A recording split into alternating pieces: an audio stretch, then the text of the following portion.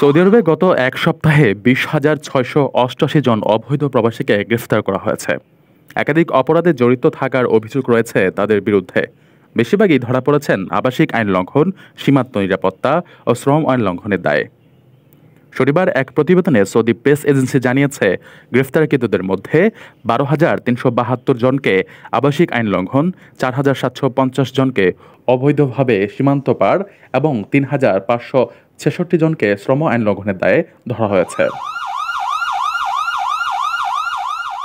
একই সময়ে অবৈধভাবে সৌদি প্রবেশের দায়ে গ্রেফতার হন ১,২৬৪ জন, যাদের বেশিরভাগই ইথিওপিয়ান এবং ইয়েমেনি নাগরিক। এছাড়া ৯৩ জনকে সৌদি থেকে অন্য দেশে পালিয়ে যাওয়ার সময় এবং ২৭ জনকে পরিবহন আইন লঙ্ঘন করায় গ্রেফতার করা হয়েছে। সৌদি মন্ত্রণালয় জানিয়েছে, কাউকে অবৈধভাবে সৌদি প্রবেশে সহযোগিতা করলে কিংবা কাউকে পরিবহন ও আশ্রয় দেওয়ার চেষ্টা করলে অভিযুক্তকে ১৫ বছরের কারাদণ্ড দেওয়া হবে।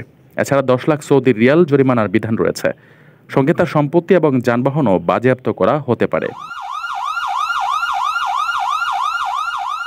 আপনার স্বপ্নগুলো আকাশ ছুবে প্রবাসীর হেলিকপ্টারের মাধ্যমে। বিয়ে, জন্মদিন অথবা যে কোনো বিশেষ প্রয়োজনে হেলিকপ্টার ভাড়া করতে যোগাযোগ করুন স্ক্রিনে দেয়া নাম্বারে। প্রবাসীর হেলিকপ্টার, নিরাপদ ও সাশ্রয়ী বাহনের বিশ্বস্ত নাম।